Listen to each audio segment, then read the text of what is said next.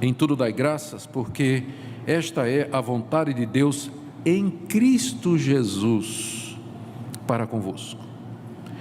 Eu creio que isso aqui lança luz em tudo o que eu acabei de dizer, porque é somente mediante Jesus Cristo que eu vou conseguir viver uma vida de gratidão a Deus. Eu explico.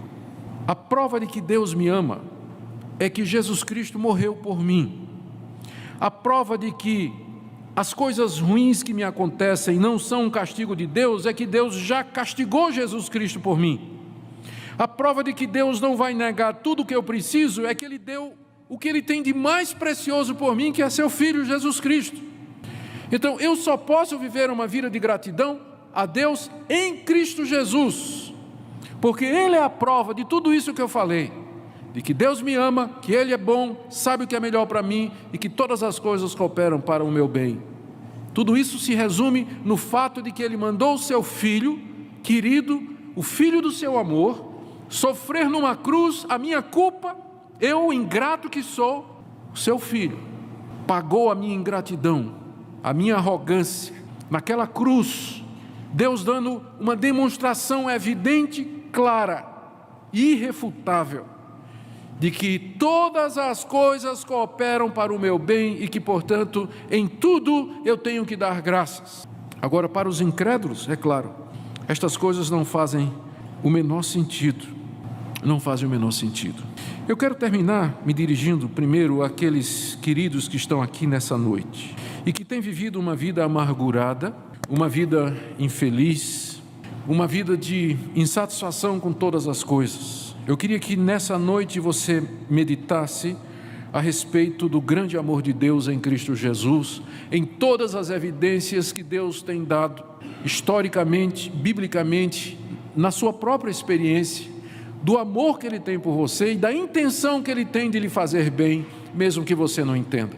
Eu queria que nessa noite você percebesse a gravidade do pecado da ingratidão, de viver uma vida de reclamação, de crítica, que está tudo errado, que nada presta, porque no final, quando você diz isso, você está dizendo a Deus que Ele não sabe administrar o universo, que Deus não sabe fazer o serviço dele direito.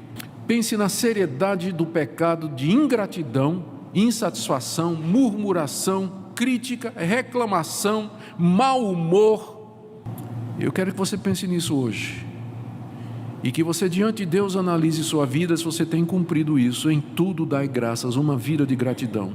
Não estou pedindo para você ser alegre o tempo todo, embora Paulo diga aqui regozijai-vos sempre, mas eu estou pedindo que você, mesmo que você esteja sofrendo, mesmo que esteja doendo, você diga assim: Deus, a minha atitude vai ser de alguém que confia em Ti, mesmo que eu não compreenda.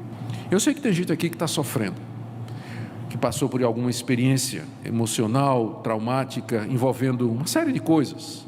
Pode ser doença, perda de um ente querido, problema nos negócios, uma perda financeira. Isso sempre acontece, sempre vai ter gente, filho de Deus, passando por isso.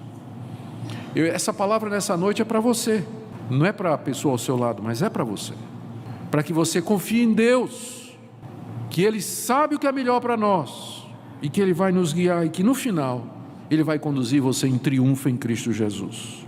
E finalmente, aqueles que estão aqui nessa noite e que ainda não tomaram uma decisão de se submeter a esse Deus, que ainda não compreenderam a situação em que vivem. Você está vivendo hoje pela graça, misericórdia e favor de um Deus que tem muito mais para lhe dar o que é a coisa mais importante que talvez você não percebeu ainda, que é o perdão dos seus pecados e a reconciliação com Deus. É só pela misericórdia dele que você está vivo hoje e que entrou aqui nessa noite. Nós não sabemos o que pode acontecer amanhã, mas o fato de que você está aqui nessa noite ouvindo a palavra de Deus e o evangelho da cruz de Cristo é uma prova de que esse Deus quer o seu bem e que Ele nessa noite lhe chama para que você renuncie ao seu pecado, à sua autonomia, à sua ingratidão e se renda a Deus, dizendo: Deus, eu posso não entender tudo o que acontece comigo e com minha vida, mas hoje à noite eu entendo que em Cristo Jesus o Senhor está disposto a me perdoar e eu quero viver uma vida de gratidão para você, para o Senhor.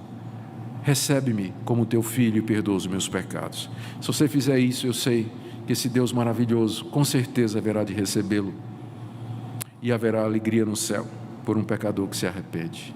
Queridos, que Deus derrame espírito de gratidão no seu casamento, na sua família, no seu trabalho, nos seus relacionamentos, em todas as coisas. Que você manifeste a alegria da salvação, de servir a Deus, que você cante, que você louve, que você exalte a Deus.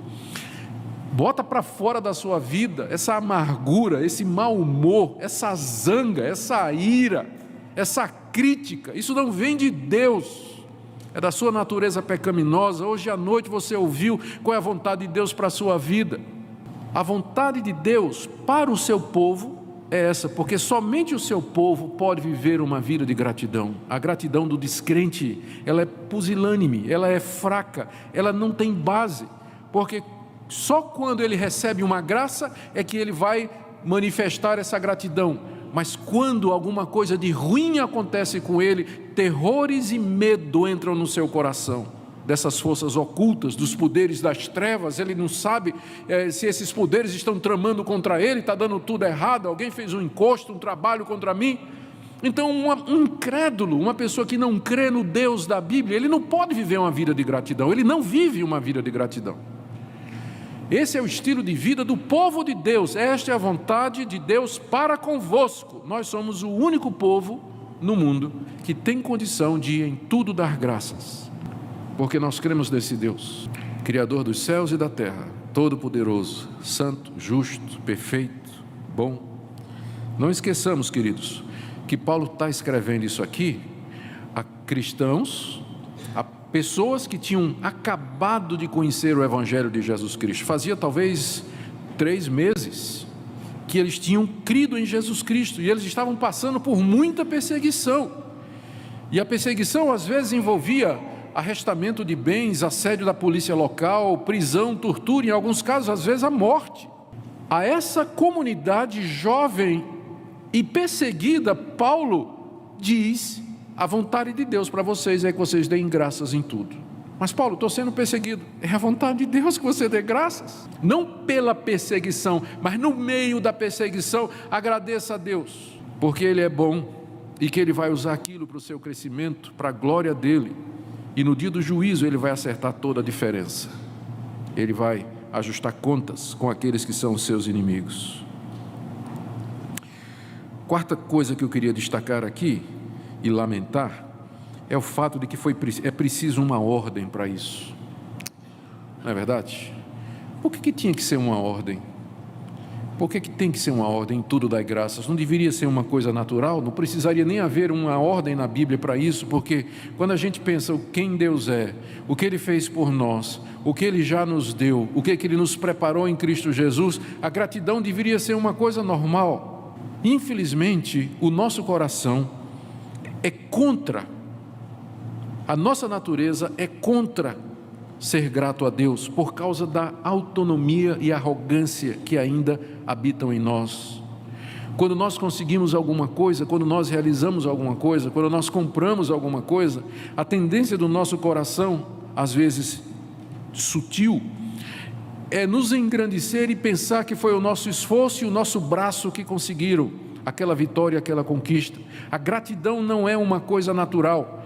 Tanto é que a gente precisa cedo ensinar os nossos filhos a dizer muito obrigado, não é verdade? Eles não nascem sabendo isso, ao contrário, os nossos filhos, à medida que eles vão crescendo, eles vão manifestando uma autonomia, uma independência, um egoísmo, como se qualquer favor que você faça para ele, você está fazendo sua obrigação.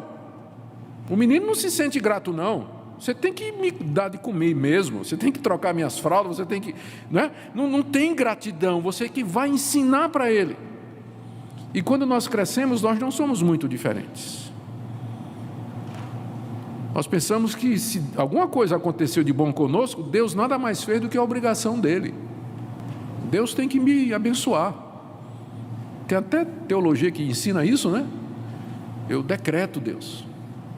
Eu declaro, eu reivindico, eu determino que o Senhor me abençoe. E quando Deus abençoa, vai dar graças por quê? Não? Deus estava só cumprindo o papel dele. Mas essa ordem existe aqui para que nós nos lembremos quem nós somos e quem Deus é.